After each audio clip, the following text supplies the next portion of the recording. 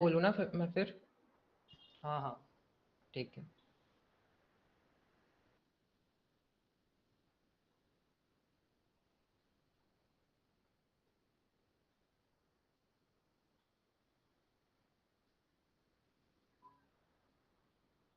बोलूँ ना फिर मैं फिर? हाँ हाँ। ठीक है।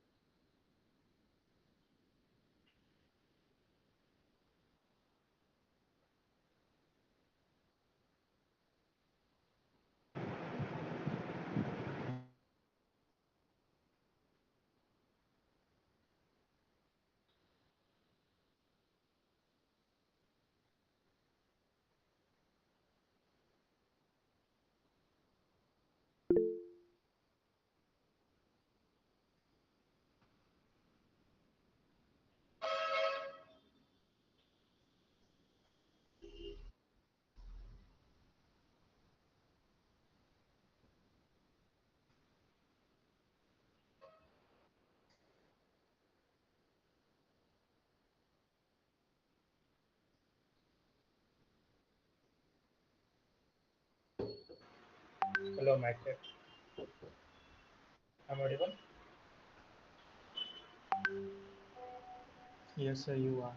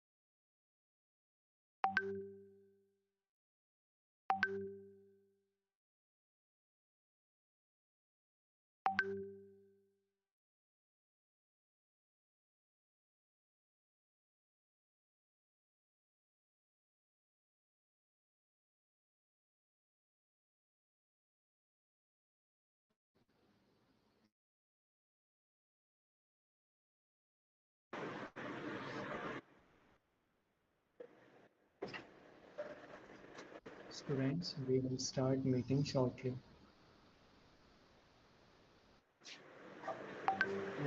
मेरे पास भी आया।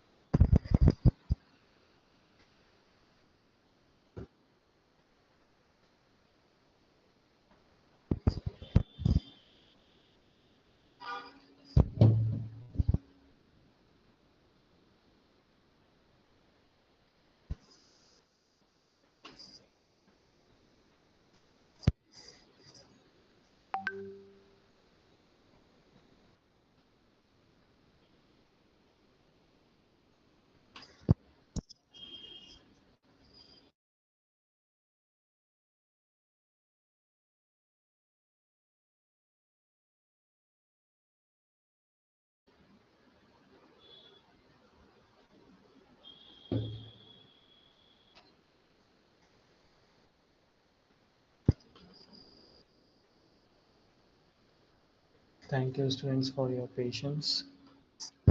Good evening, everyone. I'm Zishan Laknavi, Vice President, AI Club.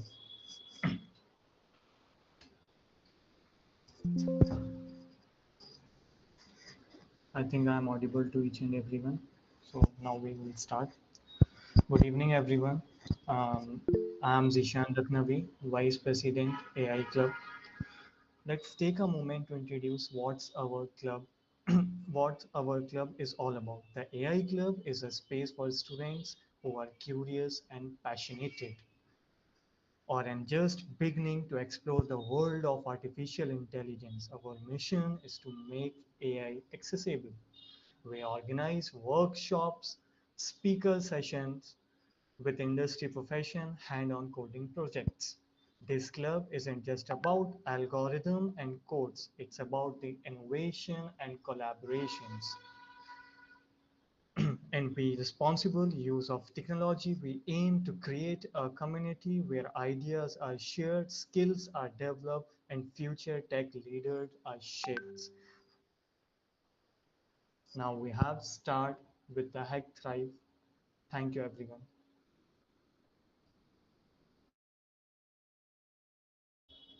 At the end of the session, we have a Q&A session where you can ask your question and clarify your doubts. So let's embark on.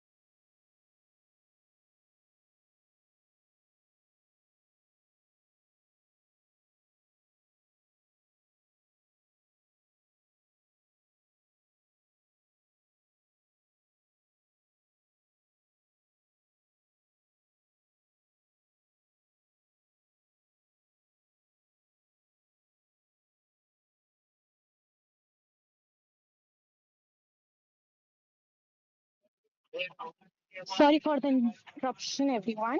So, as you all know, why we are here. Everyone, my name is Mitanshi Jain. I am the president of AI Club. So, let's go with the first slide. Akansha. Akansha, please, can we move to the first slide?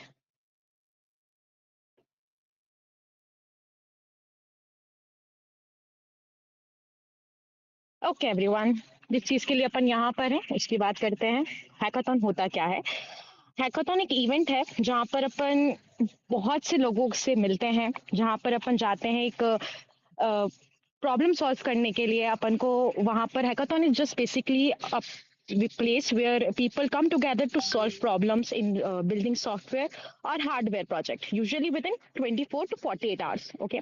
Hackathon focus on solving real world problems on specific challenges. It encourage creativity, innovation and teamwork.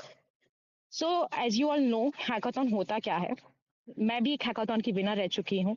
अभी parsley जनवरी 2025 में मैं भी hackathon में गई थी। So basically hackathon is what and how I know about hackathon. Hackathon is a platform जहाँ पर अपन जाते हैं अपनी प्रोसेस को बिल्ड करने, अपने टीम वर्क को बिल्ड करने। अपन वहाँ जाके बहुत सी क्रिएटिव चीजें सीखते हैं। Let's move to third slide, Akanksha please.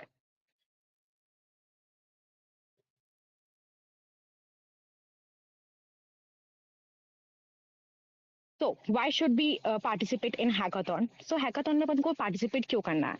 Hackathon में अपन पार्टिसिपेट इसलिए करते हैं क्योंकि अपन को अपन एक टेक्निकल फील्ड से है, अपन को अपना रेज्यूमे बनाना है। For me it's all about resume and internship. Actually, I am doing internship because of my hackathon right now. So what is why we should participate in hackathons?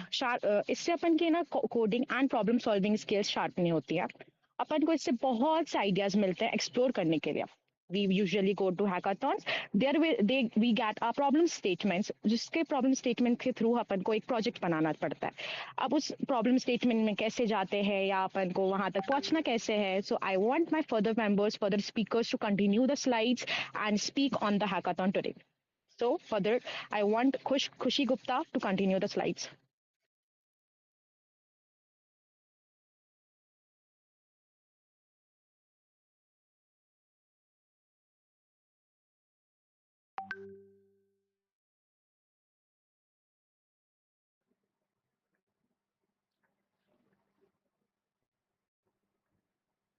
So, hello everyone. My name is Khushi Gupta.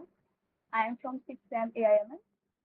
So, I have covered three topics: types of hackathon, where to find hackathon, and how to find best hackathon. So, Akansha, please open fourth slide.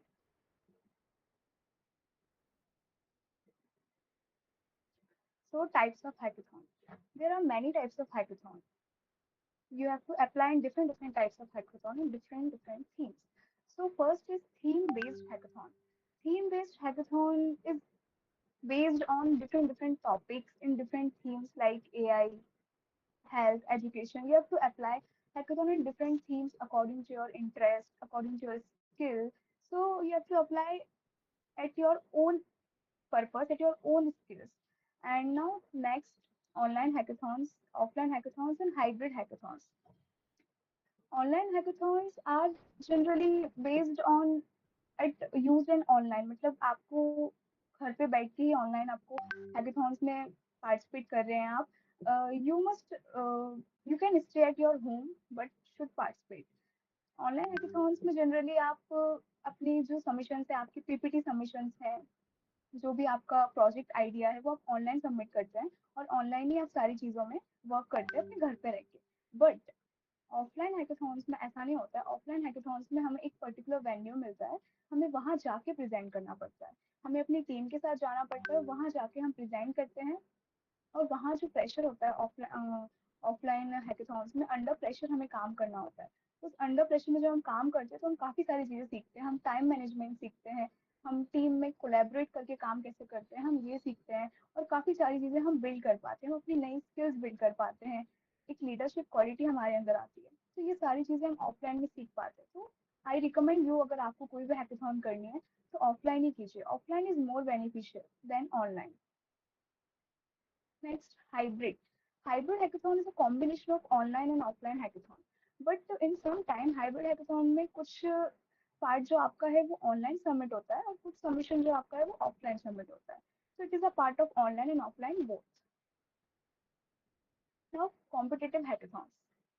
Competitive hackathons basically जो competitive levels पे होता है, national level पे जो hackathons होती है उनमें आता है.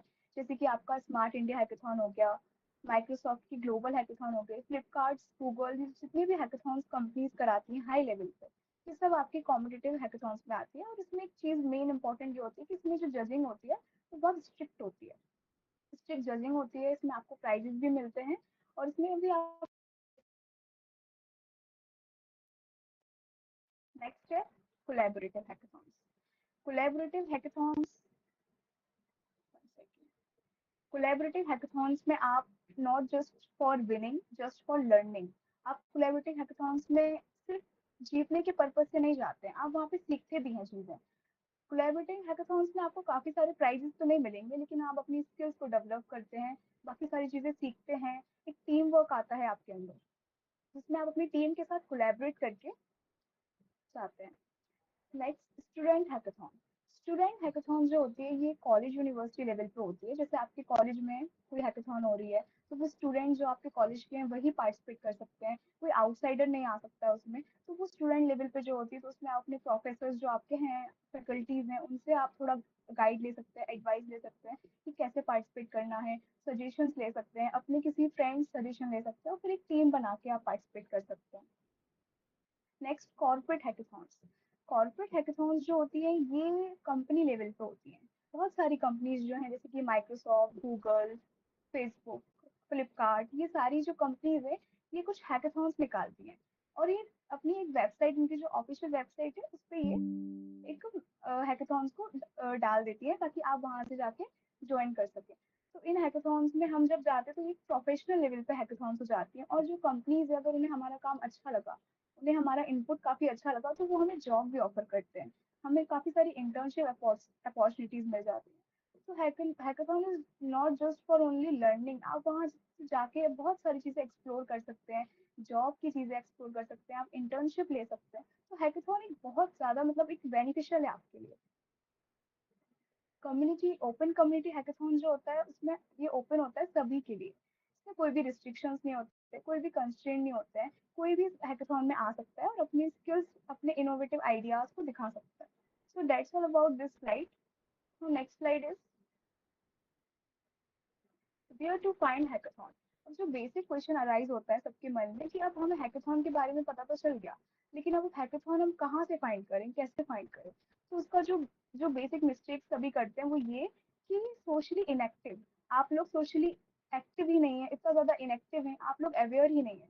आपको अवेयर होने की जरूरत है, सोशली एक्टिव रहिए, हर वेबसाइट जो अलग अलग वेबसाइट्स होती है उन पर लॉग इन करिए, अपने नोटिफिकेशन को हमेशा ऑन रखिए, आसपास के लोगों से आप पूछ के जानकारी लीजिए कि कहाँ क्या हैकाथॉन ऑर्गेनाइज हो रही है. तो कुल मिला के आपको एक्टिव रहना है, आपको अलग अलग वेबसाइट्स पे जाके देखना है जैसे कि Unstop, Dev Devpost, Devfolio, काफी सारी वेबसाइट्स हमें हैकाथॉन प्रोवाइड करती है. तो वहाँ जाके हम अपना हैकाथॉन के बारे में हम देख सकते हैं, अप्लाई कर सकते हैं, टीम बना सकते हैं. एक क्वेश्चन और होता है सबके माइंड में कि हैकाथॉन पता तो चल गया लेकिन अब टीम कैसे बनाए, कहाँ से टीम लाए, मेरे पास कोई टीम नहीं है, कैसे मैं अपने टीममेट्स मतलब क्लासमेट्स को बोलूँ, टीम नहीं बन पा रही. तो ये सारी चीजें भी आपको वेबसाइट में मिल जाती है. जो डेव फोलियो वेबसाइट है उसमें आप अपनी रिक्वेस्ट सेंड करते हैं, जब आप वहाँ पे लॉग इन करते हैं तो लॉग इन करके जब आप अपनी डिटेल्स डालते हैं प्रॉपर अपनी सारी चीजें, तो जब किसी भी टीम को अगर किसी मेंबर की नीड होती है तो आप वहाँ रिक्वेस्ट सेंड कर सकते हैं. तो ये अगर उन्होंने आपकी रिक्वेस्ट एक्सेप्ट करी तो आप उनको भी ज्वाइन कर सकते हैं ऑनलाइन और फिर आप वहाँ जाके उनके साथ हैकाथॉन में पार्टिसिपेट कर सकते हैं. तो आप ऐसे भी टीम बना सकते हैं. और भी बहुत सारी चीजें हैं जैसे कि college clubs, communities, different different communities होती है जैसे कि व्हाट्सएप कम्युनिटीज, टेलीग्राम में चीजें जो होती हैं वहां पे भी आप जाके हैकाथॉन्स के बारे में देख सकते हैं. सोशल मीडिया के लिए, सोशल मीडिया में बहुत सारी चीजें होती है जैसे कि लिंक्डइन पे जाके देख सकते हैं, ट्विटर पे जाके जो अलग अलग अपॉर्चुनिटीज आती है उनको देखिए और फिर पता करिए कि कौन सी हैकाथॉन आपके लिए सही है. बहुत सारी कंपनीज जो होती हैं वो भी वेबसाइट्स में अपने हैकाथॉन के बारे में मेंशन करती हैं कि रिसेंटली में ये हैकाथॉन आई है, ये हैकाथॉन हुई है, तो आप वहाँ जाके देख सकते हैं। और कंपनीज जो हैकाथॉन्स देती है वो काफ़ी अच्छी होती है, जैसे कि माइक्रोसॉफ्ट, गूगल, ये सारी कंपनियां हैकाथॉन्स निकालती रहती हैं। अनस्टॉक पे देख सकते हैं आप, व्हाट्सएप के थ्रू देख सकते हैं। तो बहुत सारी चीजें हैं जहाँ आप हैकाथॉन फाइंड कर सकते हैं। उसके लिए आपको सोशली एक्टिव रहना पड़ेगा। आप सोचो कि हमें कोई आकर बता दे, तो ऐसा नहीं होगा, आपको खुद ही चीजें सर्च करनी पड़ेंगी। मैंने भी अनस्टॉक के थ्रू ही हैकाथॉन की थी, तो उसमें मैंने काफी सारी चीजें सीखी, मैंने स्किल्स डेवलप करे, कैसे अंडर प्रेशर काम करना होता है, वो सारी चीजें मैंने वहाँ पे सीखी। तो आपको सिर्फ वहां जाके जीतना नहीं है, वहां से एक आपको एक लर्निंग हो रही है। क्या सीख रहे हो आप, वो सारी चीजें आप सीख रहे हो, तो वो आपके फ्यूचर में आपके लिए हेल्प करेगी। सो नेक्स्ट स्लाइड जो है, how to choose right hackathon. अब बात आती है कि हमें पता चल गया हैकाथॉन कहाँ हमें मिलती है, लेकिन अब हम ये कैसे आइडेंटिफाई करें कि कौन सी हैकाथॉन हमारे लिए सही है, कौन सी हैकाथॉन हमारे लिए गलत है। तो उसके लिए भी एक जो बेसिक सी चीज है वो ये है कि आपको आपका गोल पता होना चाहिए कि आप हैकाथॉन किस पर्पज से कर रहे हो। आप इंटर्नशिप के पर्पज से कर रहे हो, या आपको सिर्फ सीखना है, या आपको सिर्फ कुछ प्राइजेस चाहिए हैं, सर्टिफिकेट के लिए कर रहे हो, क्या रीजन है आपका। आपको अपने गोल फाइंड करना है। जैसे आप अपना गोल फाइंड करते हैं, उसके बाद आपको अपनी स्किल्स देखनी है कि आपका जो स्किल है वो किस पे, आपकी टेक्नोलॉजी किस टेक्नोलॉजी में आप मास्टर कर रहे हैं। तो उस टेक्नोलॉजी से रिलेटेड हैकाथॉन को चूज करिए, तो वो आपके लिए बेनिफिशियल होगा। जैसे कि suppose if you want to learn skills, आपको स्किल्स लर्न करनी है बहुत सारी, तो आप कोलैबोरेटिव हैकाथॉन्स में जा सकते हैं। वहां पे आप अपनी टीम के साथ कोलैबोरेट करके बहुत सारी स्किल्स को सीख सकते हैं। जैसे कि suppose if you want to win prizes, अगर आपको सिर्फ प्राइजेस ही चाहिए, प्राइजेस ही जीतना है, तो आप जा सकते हैं कॉम्पिटिटिव हैकाथॉन्स जो नेशनल लेवल पे होती हैं। वहाँ पे आपको काफी सारे अच्छे अच्छे प्राइजेस मिलते हैं, और साथ ही साथ बहुत सारी एक्स्ट्रा करिकुलम एक्टिविटीज भी मिलती हैं। तो आप वहाँ जा सकते हैं। बट अगर आपको कोई इंटर्नशिप चाहिए या आपको कोई जॉब ऑफर चाहिए, तो आप जा सकते हैं कॉर्पोरेट हैकाथॉन्स में, जो कंपनी लेवल पे होती है। और आप हैकाथॉन्स को थीम के अकॉर्डिंग भी चूज कर सकते हैं। टाइम ड्यूरेशन डेडलाइन जो होती है कि आपको मतलब लिमिटेड टाइम, आप कितना हार्ड वर्क कर सकते हैं, 24 आवर्स से लेके 48 आवर्स तक की हैकाथॉन होती है। तो आप अपनी नीड के अकॉर्डिंग चूज कर सकते हैं। टीम में आपको टीम वर्क करना है या फिर आपको सोलो करना है, और अगर आप सोलो कर रहे हो तो मेक श्योर कि आप सारी चीजें खुद ही हैंडल कर पाओ। अपनी स्किल्स के बेस पे आप कर सकते हैं। ऑनलाइन ऑफलाइन मोड हो गया, प्राइजेस के बेस पे हो गया। एंड मेन थिंग जो आती है वो ये कि आपको ना राइट हैकाथॉन चूज करना बहुत इंपॉर्टेंट है, क्योंकि if you choosing the right hackathon, then you have to gain success, तभी आप उस चीज में जीत पाएंगे। तो ये फर्स्ट स्टेप होता है कि आपको हैकाथॉन कैसे चूज करनी है, कहाँ से फाइंड करनी है, और राइट हैकाथॉन आपके लिए क्या है, वो आपकी गोल्स, आपकी स्किल्स के बेस पे ही आप चूज कर पाएंगे। So I hope all you have to understood. So that's all from my side. And next slide Harshit will be conclude.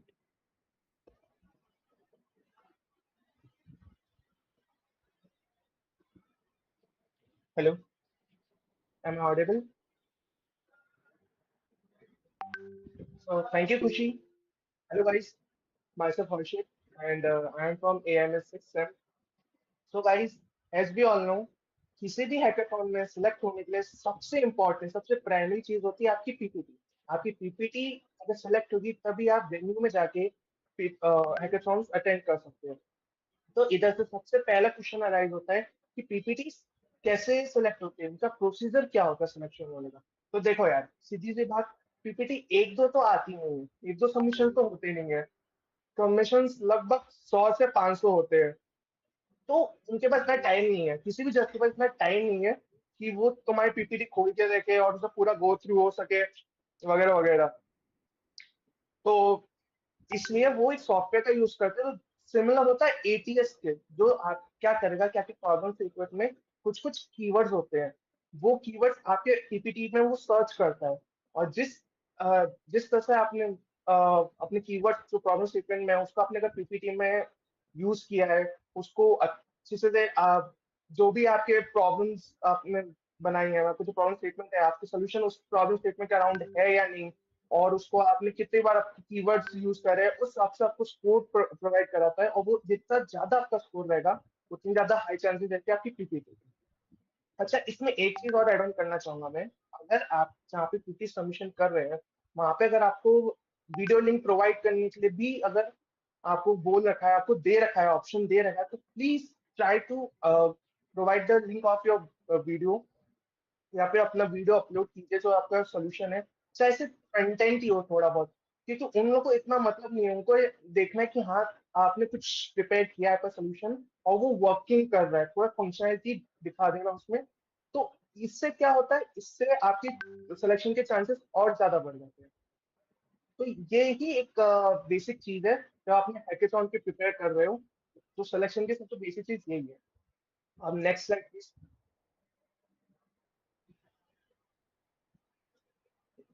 तो now what happen during a hackathon, hackathon के दौरान होता क्या है, तो जब आप हैकेथॉन के वेन्यू में आप पहुंचते हैं, सबसे पहले आपका डॉक्यूमेंट वेरिफिकेशन होता है और फिर आपको आईडी कार्ड्स दिए जाते हैं।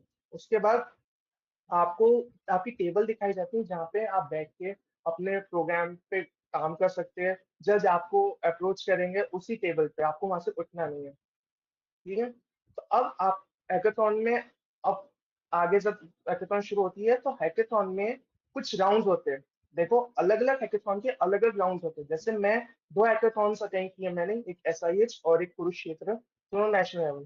तो एसआईएच में तीन टोटल 6 राउंड थे, जिसमें से 3 मेंटर राउंड और 3 जज राउंड थे, और कुरुक्षेत्र में 2 मेंटर राउंड 1 जज राउंड था। तो मेंटर राउंड और जज राउंड थोड़े ड्यूरेशन में होती है। अब समझते हैं मेंटर राउंड में होता क्या है। मेंटर राउंड में जनरली जो जजेस है वो आएंगे आपको मेंटर करने के लिए। वो आपको बताएंगे कि आपके उनको क्या बेसिकली चाहिए आपके सोल्यूशन में, आपकी उनको ये फंक्शनैलिटी चाहिए, आपका सोल्यूशन ये काम कर रहा है, आपकी वो ये चेक करेंगे कि उन्होंने जो प्रॉब्लम स्टेटमेंट दी है उससे रिलेटेड आपका जो सोल्यूशन आपने बनाया वो कितना ज्यादा अच्छी तरह से वर्क कर रहा है, और भी जो उनको एड ऑन करवाना है वो आपको बताते हैं। और फिर उसके बाद जज राउंड जस्ट मेंटर राउंड के बाद होता है सर्टेन ड्यूरेशन में, लगभग 1 घंटे बाद। तो जब जज राउंड होता है तो वो सबसे पहले ये चीज देखते हैं कि जो आपको उन्होंने मेंटर राउंड में जो भी पॉइंट्स एड ऑन करने के लिए बोला, या फिर जो भी उन्होंने सजेशन दिए, जो काम आपको करने के लिए बोला है, अपडेट करने के लिए, या जो भी करने के लिए बोला, वो आपने कितना इम्प्लीमेंट किया। अगर आपने अच्छी तरह से इम्प्लीमेंट कर रखा है हर चीज जो उन्होंने बोला है आपको करने के लिए, तो आपको ऑफकोर्स हाई रैंकिंग दी जाएगी, हाई मार्क्स प्रोवाइड किए जाएंगे। लेकिन अगर आपने इम्प्लीमेंट करने में आप सक्सेसफुल नहीं हुए तो आपको कम रैंकिंग मिलेगी, कम स्कोर मिलेगा। और ये बात याद रखना कि स्कोर जितने भी जज राउंड थे उन सबका कंबाइन करके लास्ट में स्कोर चेक किया जाता है, और हर जज राउंड आपके लिए इम्पोर्टेंट है। तो ऑलवेज ट्राई कि आपका जो आप सॉल्यूशन बना रहे हो वो जजेस को सेटिस्फाई कर रहा है, मतलब उनकी जो भी प्रॉब्लम है उसका कंप्लीट और प्रॉपर सॉल्यूशन दे रहा है। ये नहीं कि आपने उनको सॉल्यूशन प्रॉब्लम कुछ और है लेकिन वो प्रॉपरली आपका जो सॉल्यूशन आपने बनाया, आपने एप्लीकेशन जो बनाई है वो प्रॉपरली आप उनका आंसर्स नहीं दे पा रहा है, उस जो उनको चीजें चाहिए वो नहीं है, लेकिन उसके अलावा अगर आपने 10 चीजें ऐड कर दी है तो इस आपके चांसेस कम ही होंगे, बढ़ेंगे नहीं। क्योंकि वो एक तरीके से मान के चलो कि वो एक बायर हो, आप सेलर हो, आपको अपना प्रोडक्ट सेल करना है। तो बायर जनरली अब वो देखेगा कि जो प्रोडक्ट वो खरीदने आया है उससे उसकी प्रॉब्लम का सोल्यूशन निकल रहा है या नहीं निकल रहा। उसे इससे कोई मतलब नहीं कि तुमने 10 चीज और एड ऑन कर दी, उनको कोई फर्क नहीं पड़ेगा। उनको सिर्फ ये चाहिए अगर उन्होंने कोई प्रॉब्लम स्टेटमेंट दी है और आपका सॉल्यूशन उस पर अच्छे से वर्क कर रहा है, उसका सही आंसर दे रहा है या नहीं दे रहा है। अगर आंसर दे रहा है तो वेल एंड गुड, आपके चांसेस बहुत ज्यादा हो जाएंगे जीतने के। लेकिन अगर नहीं हो दे रहा तो फिर दिक्कत वाली बात है। तो इसलिए always try to stick to the problem statement, चाहे कुछ भी हो जाए। Okay, so thank you, that's from my side.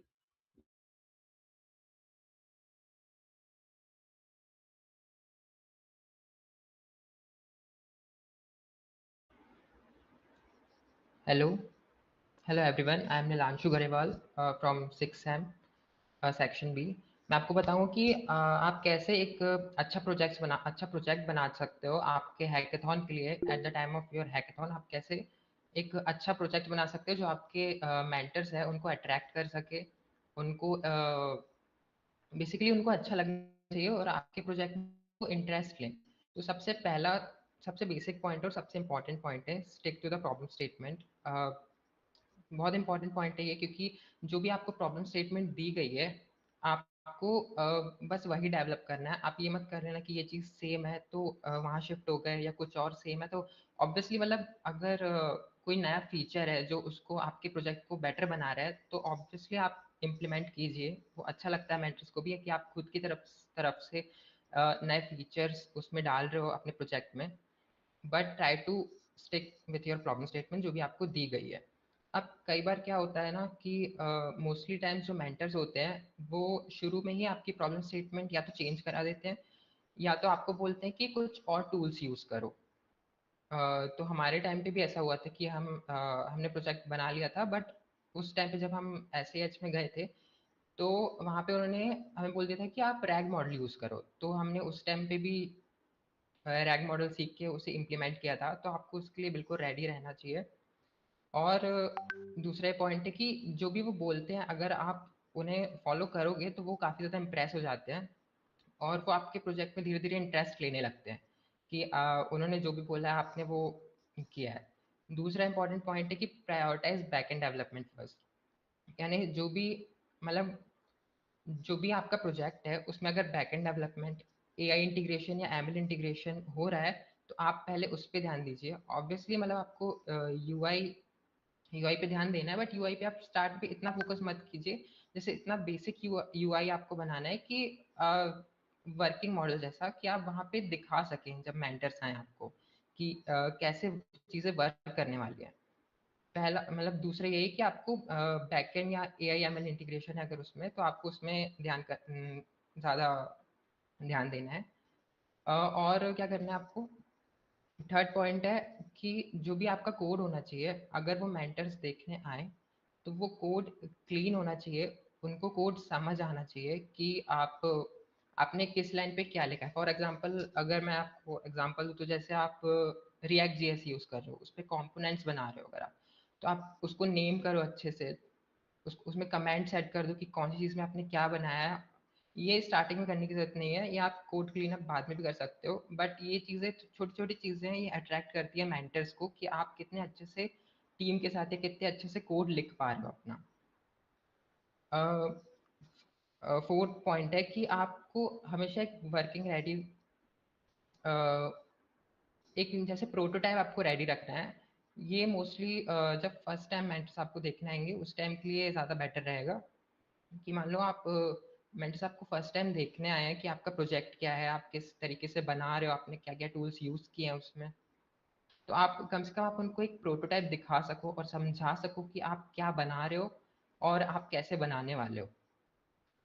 और इसके बाद जब Q&A सेशंस होते हैं, मेंटर्स आपसे सवाल पूछते हैं आपके प्रोजेक्ट के बारे में एंड आपने कैसे किया है, तो आप उसका स्मार्टली जवाब दो उन्हें।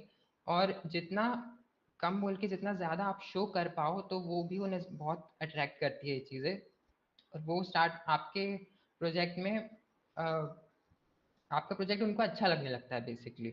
अगर आप ये छोटी छोटी चीज़ें ध्यान दो और जो भी उन्होंने टूल्स बताया या जो भी उन्होंने लैंग्वेज लाइब्रेरी सजेस्ट किया, बेसिकली अगर आप उनके हिसाब से वर्क करो तो उन्हें अच्छा लगता है कि जैसा हमने बोला अभी इस टीम ने तुरंत उसे अडेप्ट कर लिया चीज़ें। ठीक है, तो मेंटर्स आपको 2 से 3 बार या कई बार ज़्यादा टाइम भी देखने आते हैं। तो ट्राई करना कि आप हमेशा अपने प्रोजेक्ट है वो उसे अपडेट कर पाओ, यानी कुछ नया इम्प्लीमेंट कर सको। शुरुआत में थोड़ी बहुत आपके प्रोजेक्ट्स में अगर बग्स हों तो भी कोई प्रॉब्लम नहीं है, उन्हें चलता है। शुरुआत में स्टार्टिंग में थोड़े बहुत बग्स अगर आपके प्रोजेक्ट में हैं, बट उसके बाद जब लास्ट सेशन होता है ना, जब लास्ट आखिरी बार मेंटर्स आपके प्रोजेक्ट को देखने आते हैं, तब आप कोशिश करना कि आप आपका प्रोजेक्ट जो भी है वो पूरा अच्छे से एकदम बना हो। यूआई में आपको कब ज़्यादा टाइम देना है, जब आपका प्रोजेक्ट पूरा बन गया हो, लाइक बैकएंड आपका कंप्लीट हो गया हो, आपका एआई एमएल इंटीग्रेशन अगर है उसमें तो वो सारा कंप्लीट हो गया हो। उसके बाद आप यूआई पे अगर आपके पास टाइम है तो आप जितना टाइम उसमें फिर दे सकते हो। इसके बाद इसके बाद हाँ बस इतना ही। इतनी चीज़ अगर आप ध्यान में रख ले तो वो मेंटर्स इम्प्रेस हो जाते हैं आपके प्रोजेक्ट से काफ़ी बार। So yes, that's all from my side. Thank you.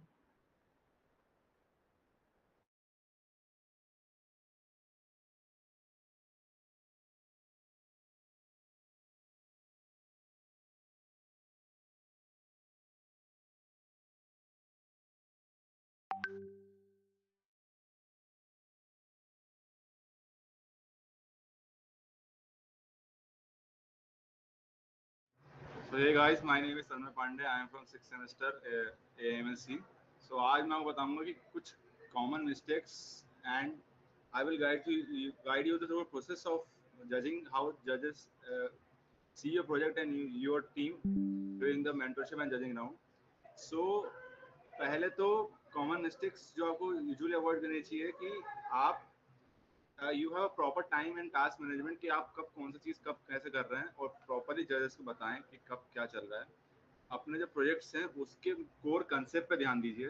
Focus on the core problem statement which was given to you and do not get sidetracked on the excess features and other things and a strong communication between your teams कि आपके जितने अलग अलग departments हैं, ML वाले हो गए, full stack हो गया, इन सब के बीच में कम्युनिकेशन अच्छे से हो और पता चलता रहे कि कब कौन सा कहाँ कैसी चीज़ चल रही है। और मोस्ट इम्पोर्टेंटली ऑलवेज रिमेंबर कि आप जो जजेस का क्राइटेरिया है, जो जजेस आपको फीडबैक दे रहे हैं, उसको आप इम्प्लीमेंट बिल्कुल करें। और एक बेसिक पिच जो आप ना कि you should know how to sell your product, वो आपको होना चाहिए कि आप जैसे कैसे पिच कर रहे हैं अपना प्रोजेक्ट, वो भी बहुत मायने करता है। And when after we go to the next slide,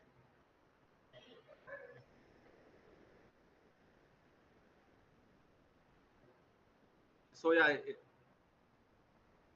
as you can see in this that can you go to please previous slide please.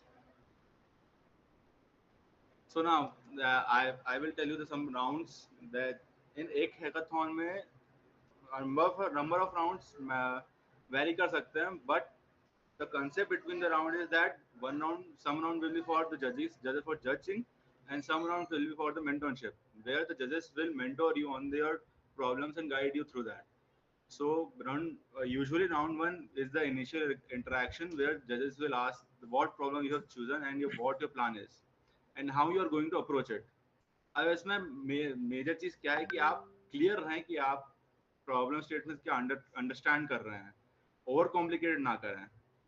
उसके बाद अब नेक्स्ट राउंड जो होता है, मेंटरशिप राउंड्स होते हैं, उसमें आपको फीडबैक, सजेशंस और रिडायरेक्शन मिलती है from the mentors. And mind that कि mentors are the experts of the particular field और your problem statement which were given to you. So make sure आप उनके टिप्स को, उनके आइडियाज को यहाँ ध्यान में रहो, उनके अकॉर्डिंग अडेप्ट करें और एक स्ट्रिक्ट रिजिड प्लान में मत रहिए। और सेकेंड राउंड जो होते हैं यूजुअली मिड इवैल्यूएशन जिन्हें कहते हैं, उसमें अपनी प्रोग्रेस पे आपके जजेस ध्यान देते हैं। आपने क्या अब तक बना लिया है, कोई चेंजेस करा है आपने टेक स्टैक पे, कोई रोड ब्लॉक्स तो नहीं आए आप पे, उसमें आप एक विजिबल प्रोग्रेस शो करिए।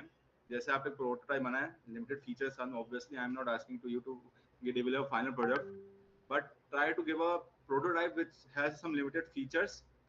और ऐसे कुछ फैंसी आइडियाज यूजुअली आप ट्राई मत करिए इम्प्लीमेंट करने का। स्टिक टू द बेसिक्स, आप कोर प्रॉब्लम स्टेटमेंट में रहिए और जजेस के आइडिया को इम्प्लीमेंट करने की कोशिश करिए। Now I will hand over to my colleague स्वयं।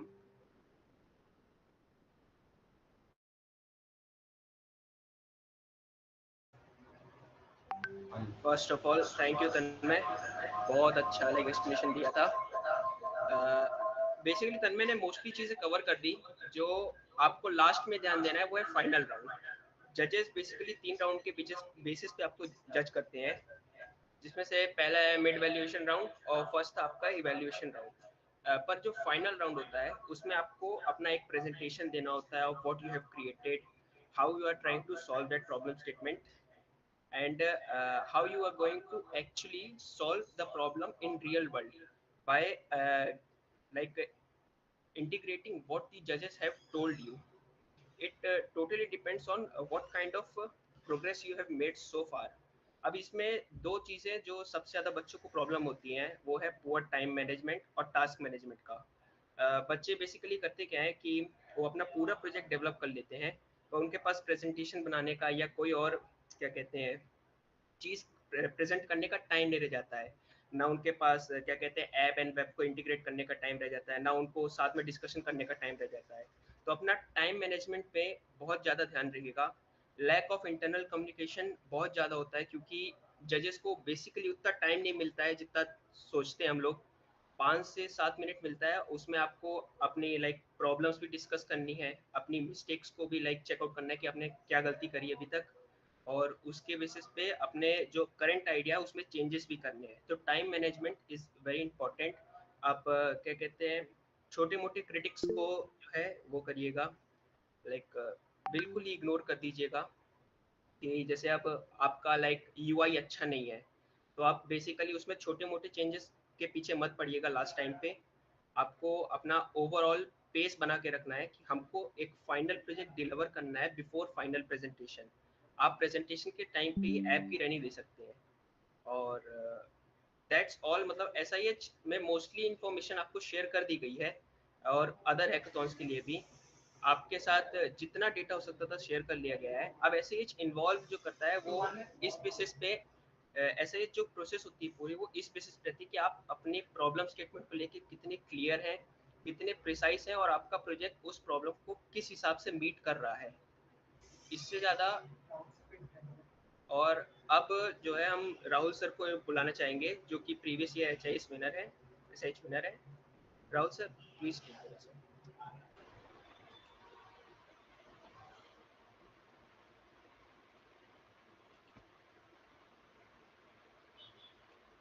Hello everyone, am I audible?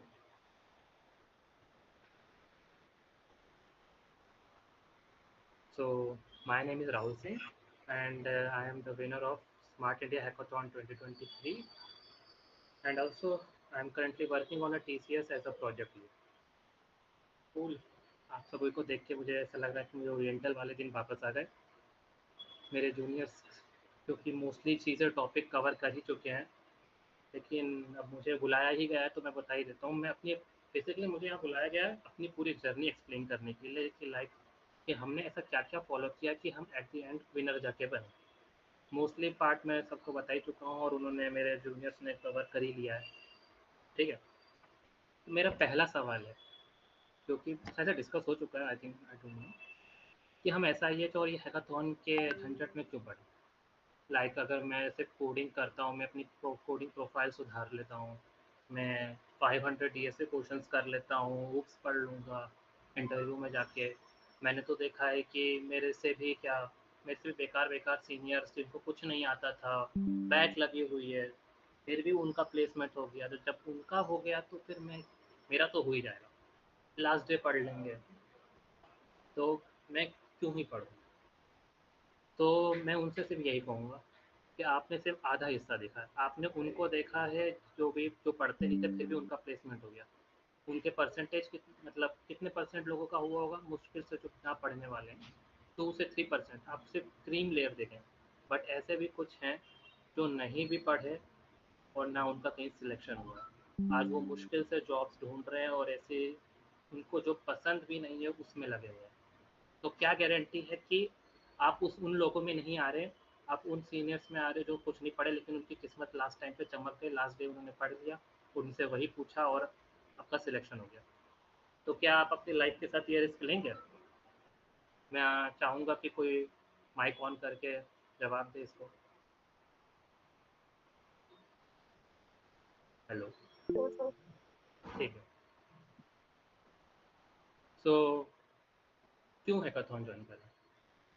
Direct benefit है कि आपसे ज़्यादा क्वेश्चंस नहीं, मैं बोलूँ कि अगर आप हैकाथॉन कर ले तो आपसे ज़्यादा क्वेश्चंस नहीं होंगे और आप इंटरव्यूअर को 50 से 60% पहले ही इम्प्रेस कर चुके होंगे।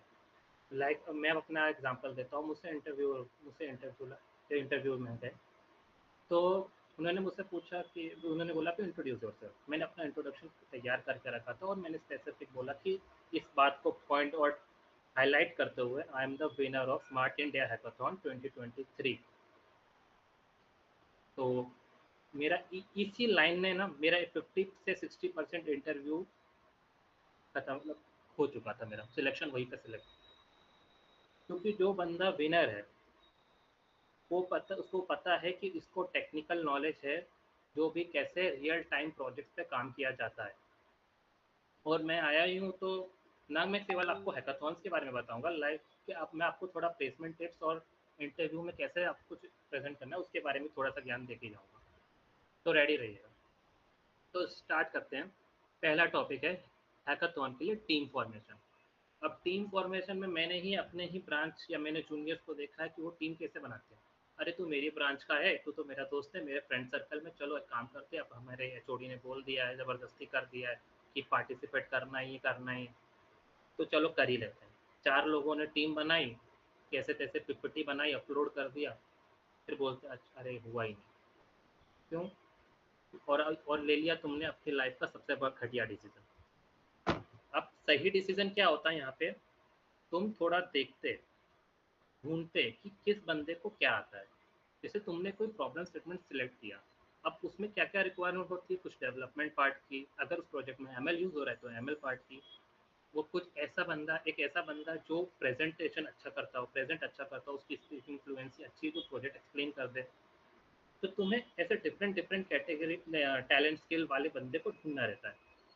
तो तुम अगर ये अपने यार दोस्तों के चक्कर में ना पड़ के कुछ ऐसे बंदों को चूज करते इस चीज को ये नॉलेज है, तो वो टीम कितनी सॉलिड होती जरा तुम ही सोचो।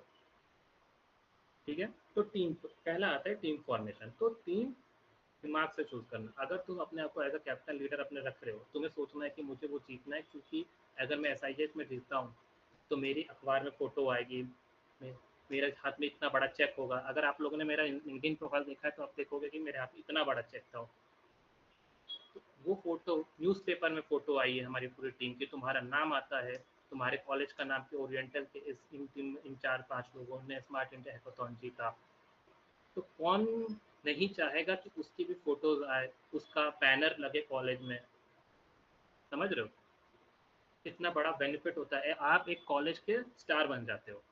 जो मेरी टीम और हम लोग थे, हम लोग ने बहुत सारे जूनियर्स को, लाइक तुम्हारे जो तुमसे इससे पहले जो अपना स्पीच देके गए, हर्षित और मितांशी, खुशी, इन सबको मैंने गाइड किया था लास्ट टाइम तक, लास्ट राउंड तक गए। उन्होंने उनको उनसे पूछ लो कि जो जो चीज़ें मैंने बताई थी वो चीज़ें फॉलो उन्होंने करी और वो गए, सिलेक्शन हुआ उनका कॉलेज लेवल तक, और उन्होंने वही चीज़ें आपको बताई थी। तो इसलिए मैं कुछ ज़्यादा एक्स्ट्रा ऐड नहीं करूँगा, जो चीज़ वो बता चुके हैं। आप ये यूट्यूब पे शायद लाइव हो रहा है तो आप दोबारा देख सकते हो, तो मैं उन चीज़ों को रिपीट नहीं करूँगा, मैं बस चीज़ें इंपॉर्टेंट बताऊँगा और आपको मेरी जर्नी बताऊँगा। तो मेरी टीम में कुछ आईटी वाले बंदे कुछ थे, आईटी वालों में से उनमें तो डेवलपमेंट आता था, मैं एज अ एमएल डेवलपर गया था। ईसी के कुछ ब्रांच थे, क्योंकि डेवलपमेंट पार्ट के लिए आपको कम से कम 2 से 3 बंदे चाहिए थे, और 2 लड़के आईटी से जो कि उनकी प्रेजेंटेशन स्किल्स अच्छी थी, तो उन्होंने प्रेजेंट। अब फर्स्ट स्टेप होता है, अब हमारे पास आगे सारे स्किल्स वाले बंदे जो कि टीम में बन गए। लेकिन टीम बनाने से नहीं होता, क्योंकि हो क्या कि हमने टीम बना दी, बैठ गए, इसके बाद तो असली काम चालू होता है। इसमें क्या करना है आपको, रेगुलर टीम मीटिंग की। जैसे मेरा एक और मेरी टीममेट था, उसका नाम भी राहुल था, राहुल सैनी। उसने रिसर्च अच्छा से किया, उसने रिसर्च पार्ट बहुत अच्छे से संभाला, उसके सारी डॉक्यूमेंटेशन और रिसर्च पेपर के थ्रू गए। ये मैं आपको ये पॉइंट ऐड करना चाहूँगा, जो आपका प्रॉब्लम स्टेटमेंट है उसके बारे में रिसर्च करना स्टार्ट करो। Research your problem statement. आपको सॉल्यूशन अपने दिमाग में ऐसे नहीं कि आप सो रहे हो एक रात को और सॉल्यूशन नींद में आ जाएगा। आपको उसके लिए R&D करना पड़ेगा। R&D अब रिसर्च पेपर के थ्रू कर बाकी लोगों ने क्या सॉल्यूशन किया, अब आप उसमें क्या इन्हांसमेंट कर सकते हो, कितना चीज़ आप ले सकते हो, कितना चीज़ आप हटा सकते हो।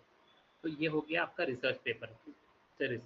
अब दूसरा क्या, उसने रिसर्च पेपर तो लेके आ गया। मैं आपको अपना प्रॉब्लम स्टेटमेंट बता देता हूँ। मेरा प्रॉब्लम स्टेटमेंट ये था कि रेगुलरली कोर्ट जो केसेस बढ़ते जा रहे हैं, अब क्या होता है कि इनको मिनिस्ट्री ऑफ जो क्या बोलते हैं लॉ एंड जस्टिस के अंदर ये था कि उनको एक ऐसा सॉफ्टवेयर बेसिकली चाहिए था कि जो केस को शेड्यूल करे बेस्ड ऑन क्या क्या उनके अंदर कंटेंट है, बेस्ड ऑन उनकी प्रायोरिटी पे, कि जो केस जल्दी सॉल्व हो सकते हैं उनको जल्दी पे लाइन अप करें, या जिनकी प्रायोरिटी ज़्यादा है उस बेसिस पे लाइन अप करें। तो इससे आप सब समझ में आ रहा है कि इसमें एबेल की ज़रूरत थी। अब चलो हमने रिसर्च पेपर भी किया, बट हमको एक इफेक्टिव सोल्यूशन चाहिए था, क्योंकि हमारे पास जो डेटा था वो टेक्स्ट के फॉर्मेट में था, आपके पास पीडीएफ के फॉर्मेट में है। अब ऐसे तो ML एल्गोरिथम्स हैं कि आपको पढ़ो फिर उसके अंदर से टेक्स्ट एक्सट्रैक्ट करो, बट सॉल्यूशन डिजाइनिंग यहाँ पे आता है सबसे ज़्यादा इम्पोर्टेंट पार्ट, जो शायद किसी ने डिस्कस नहीं करा। आप सॉल्यूशन क्या डिज़ाइन करते हो, कितना कितना लेस कॉम्प्लेक्स डिज़ाइन करते हो, वो सबसे ज़्यादा इम्पोर्टेंट पार्ट है। क्योंकि अब मैं आपको बताता हूँ, जैसे हम हैकाथॉन में गए थे, मोस्टली बहुत लोग, मतलब 3 4 5 टीम थी जो हमारे प्रॉब्लम स्टेटमेंट पे थी, और वो सब भी प्रिपेयर करके थे, लेकिन सबने कॉमन मिस्टेक क्या करी कि उन्होंने दिमाग नहीं लगाया, वो उनको बस एक रास्ता दिखा कि हाँ आपको डॉक्यूमेंटेशन रीड करना है और ये वो, ठीक है, वो गलत नहीं था, बट उनको एक अप्रोच दी थी और उनको साथ में वही अप्रोच फॉलो करी। बट मैंने ऐसा नहीं सोचा, मैंने ये सोचा मुझे फ्लो पता है कि केस कैसे रजिस्टर होता है। लाइक आप तुम कोई केस जाते हो, कोई केस पुलिस वाले क्या करते हैं, रजिस्ट्रार के वो उन कोर्ट में एक होते हैं रजिस्ट्रार बोलते हैं आई थिंक, जो केस रजिस्टर करते हैं। तो तुम फालतू में वो पूरा डॉक्यूमेंटेशन मशीन से रीड करवा के टेक्स्ट एक्सट्रैक्ट करवा के कोई सेंस नहीं बनता उसका, जब तुम्हें खुद केस ऐसा रजिस्टर नहीं होता। तो हमने क्या सॉल्यूशन निकलवाया, हमने रिसर्च पेपर को रीड किया और इम्पोर्टेंट जितने पैरामीटर हैं जिस पे केस डिसाइड होता है, उसकी प्रायोरिटी या उसका टाइम, ऐसे करके हमने 19 पैरामीटर्स निकाले जिस पे पूरा एक केस को कैसे शेड्यूल कर सकते हैं। थोड़ा सा और आइडेंटिफाई किया तो इम्पोर्टेंट और मशीन लर्निंग एल्गोरिथम्स निकाल के मिनिमम मैंने 9 पैरामीटर्स जो कि मोस्ट इंपॉर्टेंट है जिस पे कोई केस डिसाइड होता है। यहाँ पे हमने क्या किया, ऑप्टिमाइजेशन। तो तुम्हारा ये नहीं बोल रहा हूँ कोड ऑप्टिमाइजेशन जो अपने DSA में पढ़ा कि हाँ टाइम कॉम्प्लेक्सिटी, तुम्हारा कितना कोड कितना कॉम्प्लेक्स है कम कर सकते हो उस पर डिपेंड तुम्हारा सॉल्यूशन, जितने तुम कम सर्वर से इस्तेमाल कर रहे हो। अब हमने ये किया, फिर हम सॉल्यूशन हमने बेसिकली क्या किया, डेवलपमेंट से पूरे पूरे वेबसाइट क्रिएट कर, एप्लीकेशन क्रिएट किया। अब उसमें क्या करना है, सिंपल, पूरा कोई रीड करने की ज़रूरत नहीं है, केस क्या है, केस की डिटेल्स क्या है, किस पे केस है, उसमें अंदर हमने कितने लोगों की परसेंटेज, कौन उसको केस को हैंडल कर रहा है, कितना उसका एक्सपीरियंस है, ये सब की हमने बेसिक बेसिक डिटेल्स ले ली, जो भी इंपॉर्टेंट डिटेल्स है जो हमारे पैरामीटर डिसाइड करता है। ये केस में पब्लिक का इंटरेस्ट कितना है उस केस में। लाइक अगर सपोज मैं तुम्हें एग्जांपल दूं, एक केस है, मान लो एक मान लो बोलना चाहिए मर्डर का केस है जो कि एक नॉर्मल पीपल्स ने किया, पर यही एक केस होता है सेलिब्रिटी का। तो आप ही बताओ कौन सा ऐसा केस है जिसमें पब्लिक का इंटरेस्ट ज़्यादा होगा? सर ऑफकोर्स, सेलिब्रिटी केस में। हाँ, तो ऑफकोर्स, तो क्या होगा यहाँ पे प्रायोरिटी डिसाइड होगी कि क्या बोलते हैं पब्लिक का इंटरेस्ट किस केस में है, क्योंकि अब ये केस जाएगा फास्ट ट्रैक, क्योंकि सेलिब्रिटी का तो लोगों को रिस्पॉन्स चाहिए कि कौन क्या है, क्योंकि ये एक important case, high profile VIP case बन जाता है, ठीक है। तो ऐसे बहुत सारे हर्डल्स आते हैं। हमने क्या सबको ऑप्टिमाइज किया, हमने पैरामीटर्स को पकड़े, पैरामीटर्स से हमने डेटा, अब उस पैरामीटर्स से हमने मशीन लर्निंग मॉडल्स बनाए। अब मैं आपको एक चीज़ बताता हूँ, जब मैंने क्या, हम लोग जब हम थे हमारे, हाँ पहली बात मैं चीज़ मेंशन करूँगा, मेंटर्स अलग होते हैं और जजेस अलग होते हैं। जजेस हमेशा आपके साथ नहीं रहेंगे, जजेस आते हैं कुछ पर्टिकुलर टाइप पे, जैसे कि अगर 3 दिन का, हमारे SIH में 3 दिन का हैकाथॉन था, 3 या 2 दिन, 3, तो उसमें अंदर शायद 3 राउंड्स होते हैं, 3 राउंड्स पे, और वो जजेस हमेशा नहीं, मेंटर्स जो होते हैं वो आप, अब जैसे आप डेस्क पर बैठोगे, कुछ टाइम के बाद मेंटर्स आएंगे, वो मेंटर्स का काम क्या होता है, आपके अपडेट्स लेना कि आप अभी तक कितने तक पहुँचे हो, ठीक है। तो आप वो मेंटर्स आपका बस अभी करंट स्टेटस जानना चाहते हैं कि आपके प्रोजेक्ट में क्या क्या है, वो आपको बस ये बताएंगे अच्छा आप कहाँ कहाँ लैग कर रहे हो, नहीं मतलब उनके पास लिस्ट है, प्रॉब्लम स्टेटमेंट पे डिस्क्रिप्शन है, अब वो मैच करते हैं कि आपने जो अभी तक काम किया है वो कितना उससे रेलिवेंट है। और वो ही चीज़ एक बहुत इंपॉर्टेंट है कि जैसे कि सबने एक बात बोली है, stick to the problem statement, stick to the problem statement, वो मेंटर के केस में वो मैं बता रहा हूँ, क्योंकि वो अगर तुम्हें उसने बोला कि नहीं मेरे प्रॉब्लम स्टेटमेंट में तो ये है और आप अभी तक इतना ही दिखा रहे हो क्या है, वो अपसेट हुआ तो तुम्हारा चांसेस कम है, ठीक है। तो stick to the problem statement. अब मुझसे कुछ बोलते हैं कि सर, मुझसे मतलब अभी जब पिछली बार के हैकाथॉन में कुछ कुछ सवाल ऐसे भी आए कि सर मैं हैकाथॉन के लिए जा रहा हूँ, तो हम अपने यहाँ से कितना प्रिपेयर करके चले, लाइक तो जैसे कि हम पहले से ही बनाए या फिर क्या बोलते हैं वहाँ जाके हम स्टार्ट करें डेवलपमेंट करना।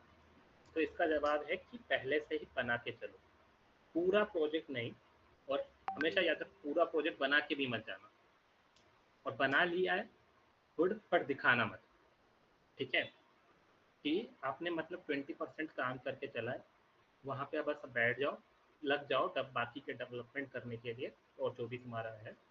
और क्या बोलते, फिर जब वो आए तो मेंटर्स आएंगे आपके टेक्स्ट पे। जजेस की बात नहीं हो रही है, मैं पहले ही बता दूं, जजेस अलग होते हैं, जजेस के पास हमको जाना रहता है, मेंटर्स तुम्हारे टेक्स्ट पे आते हैं एक-एक करके। मेंटर्स आते हैं, उनके पास तुम्हारे प्रॉब्लम स्टेटमेंट की लिस्ट होती है। अब तुम क्या करोगे, वो देखोगे कि वो तुमसे पूछेंगे, क्वेश्चन पूछेंगे, अच्छा प्रॉब्लम स्टेटमेंट में ये था, आपने ये चीज़ इंप्लीमेंट करी, ये कंफर्म करेंगे। अगर उन्होंने कुछ फीडबैक देते हैं, लाइक तुम लग रहे आपने ये नहीं किया, तो उस पर फटाफट लग जाओ काम करने। और अगर आप करके रखते हो तो आप एक स्टेप आगे चलते हो। गुड। अब आगे गए, पहला राउंड जजेस का 3 राउंड होते। अब ये मत समझना कि चलो पहला ही राउंड है, बाकी अगर कुछ गड़बड़ होती है तो हम सेकेंड और थर्ड राउंड, भूल के भी ये गलती मत करना। हर राउंड के पॉइंट्स होते हैं, और वो लास्ट में जो टोटल होता है ना, वही डिसाइड करता है कि विनर कौन है और लूजर कौन है। तो अगर आप पहले राउंड में ऐसे ही चले गए कुछ कि हाँ चलो ठीक है पहला राउंड है, पहले सुन लेंगे क्या बोल रहे हैं और उस हिसाब से करेंगे। अब मैं अपनी बताता हूँ पैरेलल हम लोग का क्या सीन था। हम लोग ऑलरेडी लेट हो गए थे क्योंकि कुछ इश्यूज हो गए थे रेलवे की साइड से, तो हमें पूरा रूट डाइवर्ट हुआ, फिर हम लेट गए 6 बजे। और हमारे वो तो अच्छा था कि हमने कुछ पार्ट और सॉल्यूशन डिज़ाइनिंग पहले से करके रखी थी, कुछ पार्ट डेवलप था, तो हम पहले से ये हमारी प्री प्लानिंग काम में आई। जो हम रेगुलर मीटिंग्स करते थे तो हमें बस तुरंत ही हमारे पास मेंटर आ गए। मेंटर्स ने आके बोला कि ये चीज़ें तुमने इम्प्लीमेंट की, हमने बताया, हम पूरा रेडी थे, कॉन्फिडेंट थे, हमने उसको एक्सप्लेन किया। मेंटर के मुंह से एक शब्द नहीं निकला। क्यों? क्योंकि उसको पता था कि मैं जो पूछने वाला हूँ ये ऑलरेडी प्रिपेयर करके आए हैं, तो मुझे पूछने की ज़रूरत नहीं। तो उन्होंने बोला गुड, जजेस आएंगे, अब जजेस आते हैं तो आप अपना प्रोजेक्ट उनको एक्सप्लेन करिए। उन्हें तारीफ करी और हम धीरे धीरे। तो क्या पहला पॉइंट क्या देखा, पहला था टीम फॉर्मेशन, दूसरा था प्री प्लानिंग, ठीक है। तो ये प्री प्लानिंग तुम्हें काम आएगी। मेंटर अपने इम्प्रेस है तो मतलब समझ लो कि सिमिलर केस में तुम्हारे जजेस का होगा। जजेस को ये साधारण लोग नहीं होते, पता नहीं इस बार उन्होंने क्या किया कि एल्यूमिनी को लेके आ रहे हैं, बट एक्चुअल में तुम्हारे जो जजेस होते हैं वो डिफरेंट डिफरेंट कंपनीज के हाई लेवल मैनेजर लेवल या भी इन सकते थे, और या सॉल्यूशन आर्किटेक्ट्स होते हैं। तो अगर ऐसे बंदों को आप बेवकूफ़ नहीं बना सकते कि आप कुछ भी दिखा रहे हो, कुछ भी CSS करके कुछ भी जुगाड़ करके ले जा रहे हो, वो फट से आपको पकड़ लेंगे, क्योंकि आपका कोड भी रिव्यू होता है, ठीक है। तो हम लोग गए, उन्होंने मेरा काम था ऐसा ML डेवलपर, तो उन्होंने पहले वो गए। हाँ, किसी ने एक अच्छी बात बोली थी मीटिंग में, stick to the back end development. Back end development बहुत इंपॉर्टेंट, क्योंकि उनको फ्रंट एंड से यूजली कोई मतलब नहीं होता, क्योंकि उनको पता है कि उनके पास टीम बैठी है, वो बना लेंगे फ्रंट एंड जैसा उनको बनाना होगा, पर back and is most important, क्योंकि वहीं पे आपका सारा नॉलेज लगता है। तो ऑफेंड मत होना जो भी फ्रंट एंड डेवलपर है यहाँ पे, बट फैक्ट इज फैक्ट। तो जैसे वो बैक एंड पे वो उन्होंने मेरा मेमोरी स्क्रिप्ट खोली, मैंने कुछ मेरे से एक प्रॉब्लम ये हुई थी कि मैंने पुराने मशीन लर्निंग एल्गोरिथम इस्तेमाल किए थे, लाइक अपने random forest, logistic regressions and linear वाले, ये जो मैंने 6-7 एल्गोरिथम्स इस्तेमाल किए थे। मेरा प्लान ये था कि मैंने मैंने एक ऐसा एल्गोरिथम डिज़ाइन किया था जिसमें मैं सबकी सारे मशीन लर्निंग मशीन मॉडल को ट्रेन करता हूँ अलग साथ में, और जिसकी एक्यूरेसी सबसे ज़्यादा आती है उस पर मैं अपना प्रेडिक्शंस करता हूँ, जो भी हमारी प्रायोरिटीज़ एंड कितना वो केस को एक्सपेक्टेड टाइम लग सकता है। अब इशू ये तो ठीक है, पर उन्होंने बोला तुम्हारा कोड ठीक है, मुझे अच्छा है, लेकिन तुमने पुराने एल्गोरिदम इस्तेमाल किए, ये सब अब यूज़ में नहीं होते।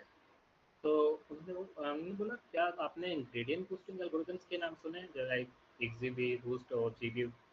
बोला हाँ सर। फिर मुझे भी क्लिक, अरे हाँ यार ये तो मैंने गलती करी, मैंने न्यू टेक्नोलॉजी मतलब मैंने न्यू एल्गोरिथम क्यों नहीं इस्तेमाल किया, मुझे तो जबकि आता ही है।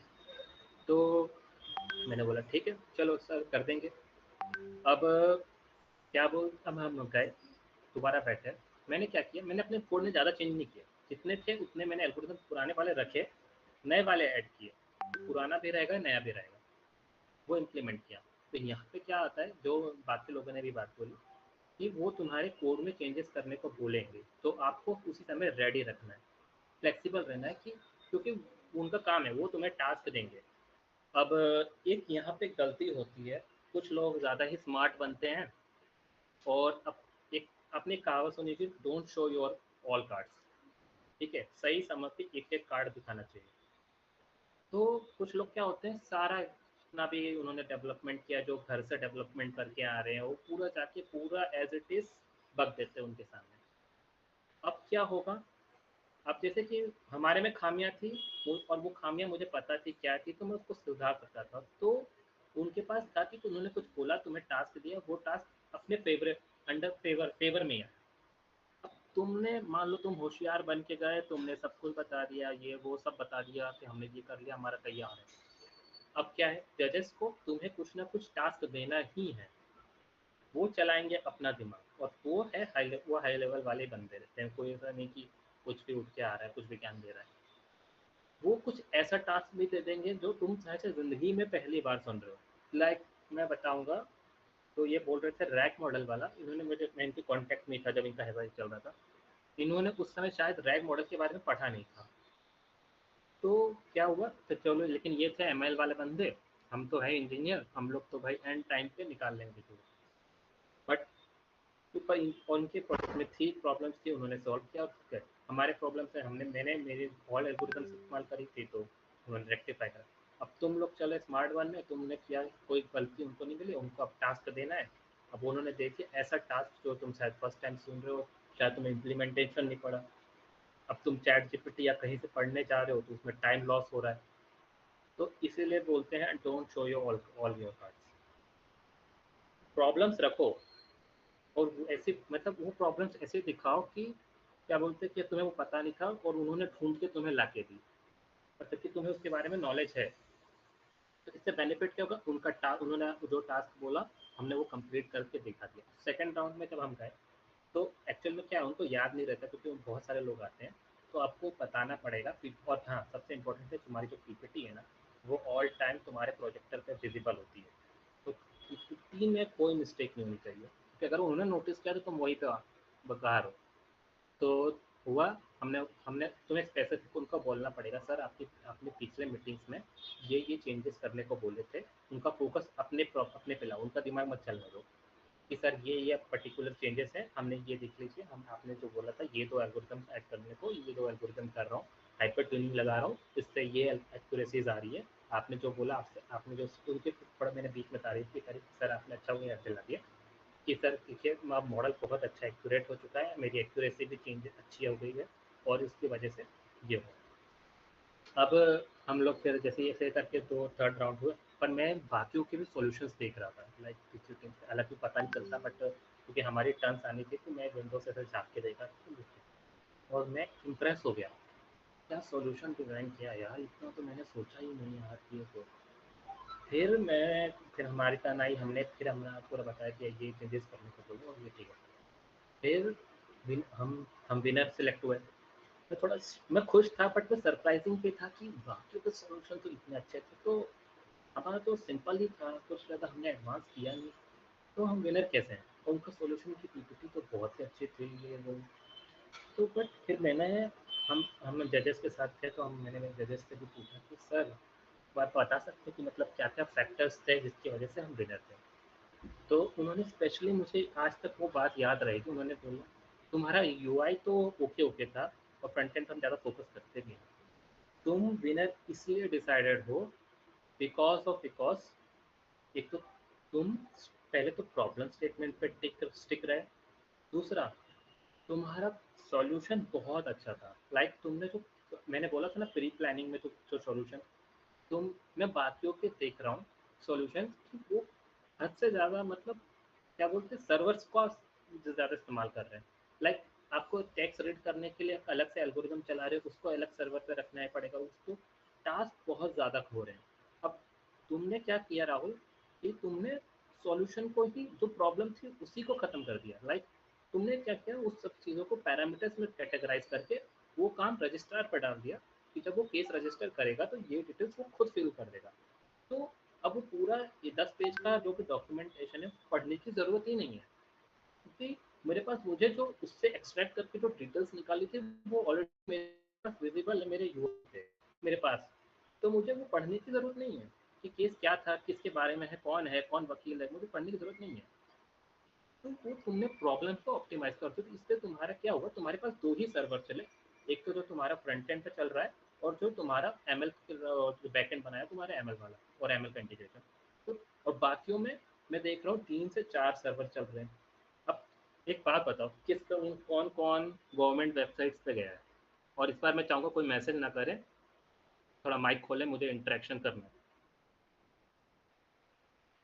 हेलो हेलो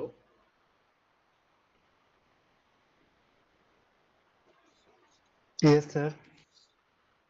हाँ, तो गवर्नमेंट वेबसाइट पे तुम लोग ने गया, कैसी होती है जरा बताओगे? सर अभी तो गवर्नमेंट वेबसाइट पे नहीं, अभी फर्स्ट टाइम। हाँ, मतलब कोई सी भी वेबसाइट पे जब तुम देखोगे तो कोई खास यूआई नहीं होता, और हमेशा तुम एक बात तो नोटिस करोगे कि अरे सर इसमें तो हमेशा डाउन रहती है, मेंटेनेंस की प्रॉब्लम और ये सब, ठीक है। या तो तुमने हमेशा नोटिस करी होगी, यस। हमेशा मरी रहती है साइट। हम नॉर्मल जनरली बोलते हैं कि अरे ये साइट से डाउन हो गई, रात को चल ही नहीं रही, ये वो।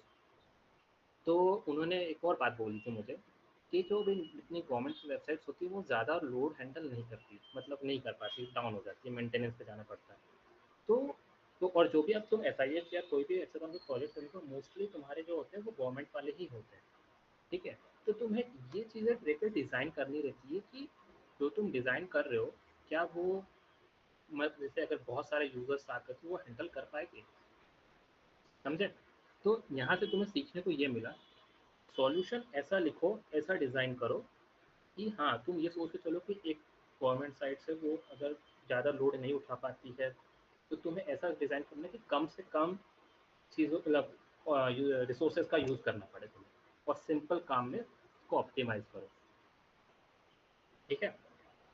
तो मेरे पॉइंट्स यही यस खत्म होते सर। हैं, अब तुम्हें कुछ क्वेश्चन है तो पूछ सकते हो। सर मतलब दैट मीन्स जो उन लोगों का क्राइटेरिया रहता है हैकाथॉन में जजिंग का, तो सबसे पहले वो लोग ये देखते हैं कि आपका कितना सिंपल है जो आपने बनाया है कोड, ये जो आपका आर्किटेक्चर, उसको आर्किटेक्चर बोलते हैं, सॉल्यूशन आर्किटेक्चर, कि तुम्हारा जो सॉल्यूशन डिज़ाइन है वो कितना ऑप्टिमाइज और कितना सिंपल, क्योंकि देखो तुम्हें समझाना है एट द एंड में, और तुम खुद ही उसको कॉम्प्लेक्स डिज़ाइन करके तुम समझा नहीं पाओगे तो कोई सेंस नहीं बनता उस चीज़ का, ठीक है। तो चीज़ें उसको इतना मतलब इतना सिंपल करो कि अगर मैं एक नॉन टेक वाला बंदा भी है ना तुम्हारे सामने, तो तुम उसको भी समझ में आए, अच्छा मैं ये करूँगा, कम लगता है, लोड लगता है, समझ जाएगा, बेसिक टर्मिनोलॉजी तो वो समझ जाएगा, ठीक है। और जितना सिंपल प्रेजेंट कर सकते हो, मतलब डिज़ाइन कर सकते हो, जितना कम ऑप्टिमाइज कर सकते हो उतना बेटर है। Next question.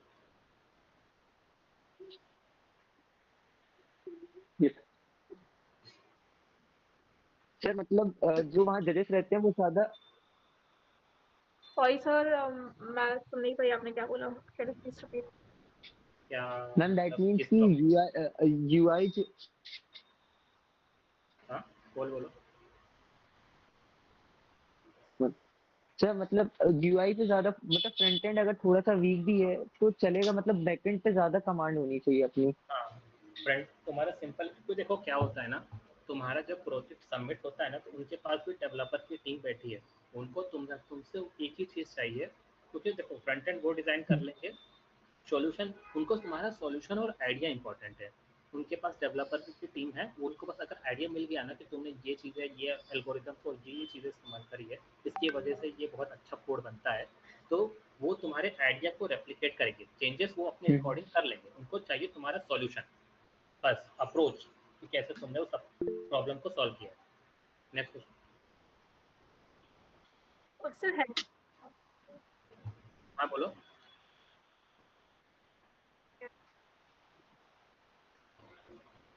Sir, first of all आपने बोला हैकेथॉन में पहली चीज होती है आपकी जो प्रॉब्लम स्टेटमेंट होती है उसको एनालाइज करना। आपके जो टीम मेंबर थे राहुल सर, उन्होंने प्रॉब्लम स्टेटमेंट जो भी थे उनको एनालाइज किया था, उनके बारे में प्रॉपर रिसर्च की थी कहाँ से क्या। तो मैं आई नो सर कि उन्होंने कौन से प्लेटफॉर्म्स क्या कैसे कुछ कोई पर्टिकुलर बेसिकली एप्स या फिर हाँ यूज किया नहीं था? नहीं, देखो पहली बात तो गूगल पे सब मिल जाता है, बहुत सारी रिसर्च पेपर्स की साइट्स होती हैं, अब जैसे कुछ ITC पेपर भी होती है, मतलब आपको ऐसा कंटेंट नहीं था, मतलब आप जहाँ पे रिसर्च पेपर आप डालते हैं वो उनकी बहुत सारी वेबसाइट होती है जहाँ पे हम फ्रीली उन चीज़ों को सर्च कर सकते हो। आपको बेसिकली गूगल पे कीवर्ड डालना है कि इससे रिलेटेड जितने भी रिसर्च पेपर है वो दिखा दो, तो रिसर्च पेपर की साइट्स आपको ऑटोमेटिक दिखेंगी। उनसे आपको बस कितना इनपुट्स निकाल सकते हो ये आपके ऊपर है। आपको जो सॉल्यूशन डिज़ाइन करना है वो आपके ऊपर है, तो कितना आपको लेना है, क्योंकि अधिकतर चीज़ें कबाड़ा ही होती है। आपको बस इंपॉर्टेंट फैक्टर्स को एक्सट्रैक्ट करना ये आपके ऊपर है कितना निकालते हो। और वो ज़रूरी नहीं रिसर्च पेपर, आप गिटहब रिपोजिटरी पुराने की वो भी रेफर कर सकते हो कि बाकी किसी ने अगर गिटहब पे ऐसा कुछ कोड डाला है उसने क्या सॉल्यूशंस पैरामीटर, तो रिसर्च पेपर पुरानी गिटहब रिपोजिटरीज एंड या और इनको आपको लाइक अगर मैं अभी जैसे खुद मैं प्रोजेक्ट खरीदूँ तो मेरे अंडर जो जूनियर्स आते हैं तो मैं उनको यही बोलता हूँ कि पहले तो उस टॉपिक के बारे में और उस प्रोजेक्ट के बारे में आप पहले जानो कि हमारे यहाँ उसको बोलते हैं नॉलेज ट्रांसफ़र। तो हमें उसको पूरा नॉलेज देना पड़ता है कि ऐसा ऐसा है, और सॉल्यूशंस हमें आते हैं। सॉल्यूशंस डिज़ाइनिंग हमारे अलग से टीम होती है, तो वो उसका काम ही होता है सॉल्यूशंस लिख के देना, और हमारा काम होता है और डेवलप करना। तो मैं बोलता हूँ पहले आप कुछ समझो कि उसमें करना क्या है, ठीक है उसको, और अगर आप और ऑप्टिमाइज़ कर सकते हो तो हमें बताओ। तो मेरे अंडर के जूनियर्स को ये बोलता हूँ पहले आप पूरा प्रोजेक्ट समझो, पूरी एक एक स्क्रीन देख लो क्या क्या है, क्या क्या फंक्शनलिटीज तुम्हें बनानी है वो देख लो, कहाँ से क्या हो रहा है, उसके बाद गो ऑन। ठीक है, तो प्रॉब्लम को जानो और सॉल्यूशन को ढूंढो। आगे next question. Okay sir, thank you. Okay. Good evening, sir. Am I audible? हाँ बोलिए। Sir, I recently participated in an offline hackathon where 6 teams were working on the same problem statement, and my team made it to be the top 3. Okay. Same problem And statement like this या differentiate case what, sir? Management? नहीं, problem statement क्या था? Problem statement sir basically ऐसा था कि जो भी हमारा गवर्नमेंट की जो भी कंप्लेंट्स होती है ना related to the water accidents, road accident, तो वो सही टाइम पे राउटिंग नहीं हो पाती है सही डिपार्टमेंट्स पे। हाँ। अगर कहीं पे आग लगा हुआ है ना तो वो वाटर की कंप्लेन उनके फायर डिपार्टमेंट में पहुंच जाती है। ओके, तो हमें डायरेक्ट राउटिंग करानी थी करेक्ट डिपार्टमेंट पे और करेक्ट टाइम पे, एंड प्रायोरिटाइज करना था कि कौन सी प्रॉब्लम पहले सॉल्व होनी चाहिए। ठीक है। ओके, तो उस पीएस पे हम 6 लोग काम कर रहे थे, 6 टीम्स थी। तो हमारी टीम टॉप 3 तक गई थी। तो और जो विनिंग टीम थी ना और हमारी टीम से, तो हमारी टीम्स में जो फंक्शनैलिटी थी, जो भी सिक्योरिटी थे, वो बहुत ज़्यादा as compare to winning team ज़्यादा अच्छे थे। ओके, और जो विनिंग टीम थी उनका विजुअल और वेबसाइट बहुत ज़्यादा अच्छा था, बट उनकी सिक्योरिटी उतना बेटर नहीं था जितना अच्छा चाहिए था। बट फिर भी उनकी टीम विनिंग आई थी, क्योंकि बाद में जब हम डिस्कस किए तो जजेस से भी तो उन्हें बोला कि विजुअल्स बहुत ज़्यादा अच्छा था इनका, ये वो। तो I am just little bit confuse कि फंक्शनैलिटी ज़्यादा मैटर करती है बिकॉज एआई और एमएल था, इंट्रीगेट था। तो आई थिंक सिक्योरिटी और फंक्शनैलिटी मस्ट इंपॉर्टेंट होते हैं। हाँ, तो मैं तो एग्री करता हूँ तुम्हारी सिक्योरिटी। देखो क्या होता है ना कि एक तो लक का फैक्टर है जिसको आप डिनाई नहीं कर सकते हो। तुम्हारा ऑब्वियस। सॉल्यूशन अच्छा होता है, लेकिन देखो क्या होता है, अब क्या है जैसे कि दो बेस्ट है उसमें से एक को चूज करना है। अब ओके। तुम्हारे में केस में क्या हो सकता है कि वो उनके पास कुछ पैरामीटर्स की लिस्ट होती है जजेस के पास, ये पर्टिकुलर चीज़ों पे वो तुम्हें जज करेंगे, हाँ। ठीक है, उस प्रोजेक्ट से रिलेटेड। अब हो सकता है तुम्हारा फर्स्ट सेकंड थर्ड राउंड, हर राउंड पे तुम्हारे स्कोर जनरेट होते हैं, वो जो तुमने जैसे प्रेजेंटेशन दिया होगा। अब मे बी तुम्हारे हारने की वजह ये हो सकती है कि तुम किसी एक राउंड में लैग कर गए और उन्होंने किसी एक अच्छे उस एक राउंड में अच्छा परफॉर्मेंस देके स्कोर उनका ज़्यादा हो गया। तो देखो स्कोर स्कोर एक बहुत बड़ा फैक्टर है, इसीलिए मैंने तुम्हें एक लाइन बोली थी स्टार्टिंग में आते ही कि एवरी राउंड इज इम्पॉर्टेंट, क्योंकि कौन सा राउंड तुम्हारे लिए बेनिफिट में जाएगा या कौन सा राउंड तुम्हारे लिए वर्स्ट केस हो सकता है। क्योंकि हम लोग ने स्टार्टिंग से ग्रिप बना के रखी थी, हमने जजेस को अपने अंडर कॉन्फिडेंस में ले रखा था, तो इसीलिए हमारा स्टार्टिंग से लेकर एंड तक स्कोर अच्छा गया। ठीक है, और तुम्हारे प्रॉब्लम क्या हो सकता है कि शायद एक तो स्कोर या प्रेजेंटेशन में कुछ इशू हुआ हो, या फिर तुम सिक्योरिटी पार्ट्स को कुछ ज़्यादा ही डिफाइन करने में लग गए कि तुम प्रॉब्लम स्टेटमेंट से डिफ्लेक्ट हो गए। ओके। समझे? तुम्हारा मैं लग रहा है कि तुमने मुझे स्टार्टिंग में सिक्योरिटी पार्ट बोला, अब क्या वो प्रॉब्लम स्टेटमेंट में एक ऐसा पार्ट था?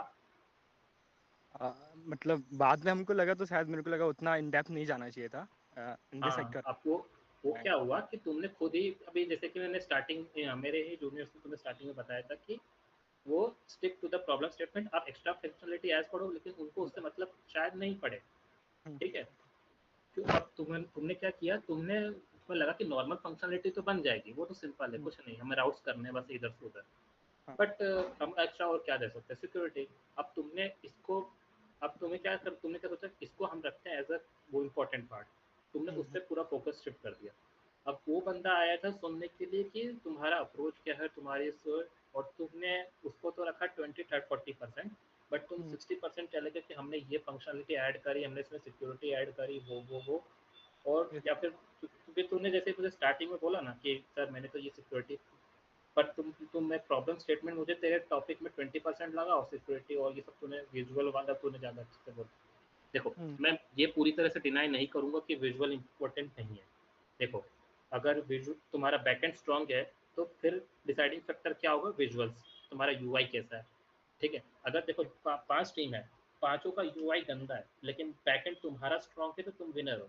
बट अगर कोई ऐसी भी टीम है जिसका यूआई प्लस बैकएंड दोनों ही तगड़ा है और उस बंदे ने अच्छे से प्रॉब्लम स्टेटमेंट को पहले सॉल्व किया, फिर 20 क्या होता है 60% 80% तुमने अपना प्रॉब्लम स्टेटमेंट पे तुमने जो भी सॉल्यूशन डिजाइन किया उसको एक्सप्लेन किया, और 20% तुमने क्या एक्स्ट्रा और किया वो तुमने एक्सप्लेन किया, then you are definitely winner. और यही तुम्हें पता लगता है कि तुम्हारी बाकी टीम भी स्ट्रांग है, तो तुमने अपने विजुअल पार्ट मतलब फ्रंट एंड पार्ट को भी स्ट्रांग कर दिया, तुम्हें कोई कौन रोकेगा विनर विनर को, बताओ। Yes, sir. Got it. Sir, I have just one more question regarding placement. I'm currently third year. तो अभी after 4 months TCS आने वाली है. तो I'm just little bit confused what is difference between the digital और prime. Like उस thin line में होता क्या है in terms देखो of technical और the बेसिकली ना, सुनो जो भी तुम्हारे डिजिटल प्राइम के जो भी होते हैं वो चाहते हैं, देखो निंजा वाला बंदा क्या है कि निंजा में क्या होता है, उनको ऐसे बंदे चाहिए जो कि जिनको थोड़ा बहुत टेक्निकल नॉलेज है, लाइक डीएसए और ये सब कोडिंग क्या होता है तो स्टफ मालूम। पर डिजिटल और प्राइम वाले में उनको क्या चाहिए, उनको एज अ टेक वाला ही बंदा चाहिए। निंजा को तो वो अलग से ट्रेन कर देंगे, पर डिजिटल पैकेज तुम्हें पता ही है कि निंजा कुछ 3.6 है और डिजिटल का 7 और प्राइम का 9। तो अगर मैं एज अ कंपनी का ओनर हूँ तो मैं तुमको हाई पैकेज क्यों दूंगा, ठीक है। तुम्हारे पास कुछ स्किल्स है जो मुझे तुमसे चाहिए, जो मुझे काम करवाना है तुमसे, ठीक है। अब तुम बोल रहे हो मैं तुम्हें 7 लाख इसलिए अब साथ दे रहा हूँ क्योंकि तुम्हारे पास तुम्हें कुछ आना भी तो चाहिए, तभी तो मैं तुम्हें डिजिटल या प्राइम में लूंगा, राइट। और वो मुझे पता कैसे चलता है, अच्छा इस बंदे ने हैकाथॉन निकाला है मतलब क्या, इसको आता है, मतलब इसको मुझे बस थोड़े बहुत क्वेश्चंस पूछने and then you are on board. But अब तुम निंजा में जाओ, तुम्हें सॉरी ये प्राइम और डिजिटल में तुम्हें बेसिक चीज फॉर्मेट क्या मिलेगा। जैसे कि मैंने तुम्हें बोला भी था कि मैं थोड़ा प्लेसमेंट टिप्स भी दूंगा एंड में, कि उनका क्या होता है, जैसे फर्स्ट ऑफ ऑल उनका क्वेश्चन होता है इंट्रोड्यूस योरसेल्फ, तुम अपना इंट्रोडक्शन देते हो, उसके बाद वो सीधे उनका पहला क्वेश्चन होता है explain your one of your favourite project या रिसेंट प्रोजेक्ट या one of your best project. जब वो रेज्यूमे से कुछ निकाल के, क्योंकि पूरे रेज्यूमे तुम्हारा कचरा है, उसके लिए सिर्फ उसमें 2 या 3 सेक्शन ही होते हैं जो इम्पोर्टेंट है, एक तो तुम्हारा project section, skill section and achievements हो गए, वो भी ये तुम्हारे अचीवमेंट्स लाइक सर्टिफिकेशन में, पर वो भी नहीं दिखते, वो भी लेस इंपॉर्टेंट है। सबसे ज़्यादा इंपॉर्टेंट उनके लिए प्रोजेक्ट है, specially for a prime and digital. तो वो तुमसे पूरे प्रोजेक्ट में घुस घुस के पूछेंगे। तो और ओरिएंटल में तो ये ट्रेंड ही आता है कि अगर डिजिटल में तुम बैठे हो मतलब प्रोजेक्ट पूछना तय है। ये हम हमारे मतलब एक तरह से ये है कि ट्रेंड है ये, क्योंकि बहुत पहले से चला आता है। टीसीएस का इंटरव्यू है, डिजिटल है, प्रोजेक्ट पक्का है। तो एक बंदा अपनी कोडिंग स्किल बाद में फोकस करता है, पहले वो प्रोजेक्ट का जुगाड़ करता है कि मैं कहीं से पढ़ के या कहीं से करके प्रोजेक्ट लेके आऊँ, क्योंकि उसको पता है कि अगर वो प्राइम या डिजिटल का वो बैठा है तो उससे प्रोजेक्ट तो पूछा ही जाएगा, और इंटरव्यू का 20 से 30% तुम्हारा प्रोजेक्ट सेक्शन में ही जाता है, तो याद रखना। और एक्स्ट्रा अचीवमेंट्स तुम्हारे पास हैं तो वो तो बेनिफिट करेंगे, बट अगर तुम प्रोजेक्ट अपना ही प्रोजेक्ट एक्सप्लेन नहीं कर पाए तो यू आर वर्स्ट केस, तो शायद तुम लोग निंजा भी ना दें, ठीक है। तो मैं तुम सभी को जो भी जितने भी मेंबर्स हैं हमारे, पहले तो मैंने दिख रहा था 81 या 46 हो गए, उनका ही लॉस है। तो मैं यही बोलूँगा कुछ करो ना करो, एटलीस्ट मिनिमम 3 प्रोजेक्ट जिसके बारे में तुम्हें इन डेप्थ नॉलेज है कि वो किस टेक्नोलॉजी पे, कोडिंग एंड टेक तुम्हारा नॉलेज होना चाहिए, किस स्किल्स पे तुम काम करो, ये 2 चीज़, then you will eligible for the prime और digital. Okay thank you sir. Development part sorry coding part अगर तुम्हारा कम भी है ना इट्स ओके, बट अगर तुम्हारा डेवलपमेंट पार्ट या जो भी तुम्हारे स्किल वाला पार्ट है वो अगर स्ट्रांग है और उस बंदे को पता चल गया कि ये बंदा है तगड़ा, तो then you are already selected हो, ठीक है। और हैकाथॉन क्लियर करके रखा है तो बस फॉर्मेलिटी के लिए वहाँ बैठना है तुमको, 2-4 क्वेश्चन का जवाब दे दो, प्रोजेक्ट एक्सप्लेन कर दो कि क्या हैकाथॉन में तुमने क्या बनाया, कैसे क्या रूल था, और तुम मान के चलो कि तुम ऑलरेडी सिलेक्टेड हो उस कंपनी के लिए। Okay okay sir. I hope I am clear. Okay, guys. Thank you so much, sir, for your guidance. And wrapping up, सबसे पहले तो मैं थैंक यू बोलना चाहूँगा सभी हमारे मेंटर्स को, स्पीकर्स को एंड राहुल सर को कि उन्होंने हमारे लिए टाइम निकाला। एंड एक अच्छा सा इंट्रो हो नहीं पाया था सर का, सो इफ अगर कोई नहीं जानता हो सर को तो मैं बता देता हूँ कि राहुल सर जो है वो एलुमनाई है हमारे कॉलेज के OIST and 2025 passed out batch है and he got placed at TCS with prime package and also his team won the SIH 2023 competition hackathon. Okay, so guys, wrapping up,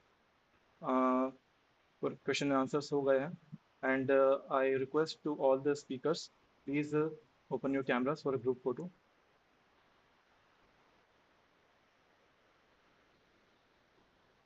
Guys, everyone, please.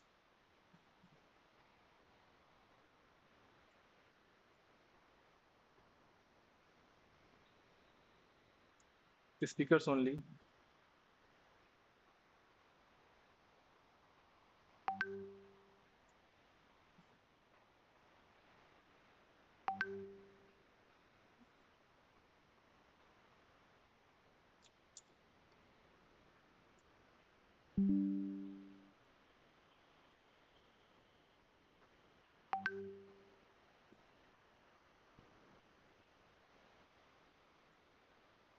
Okay, thank you.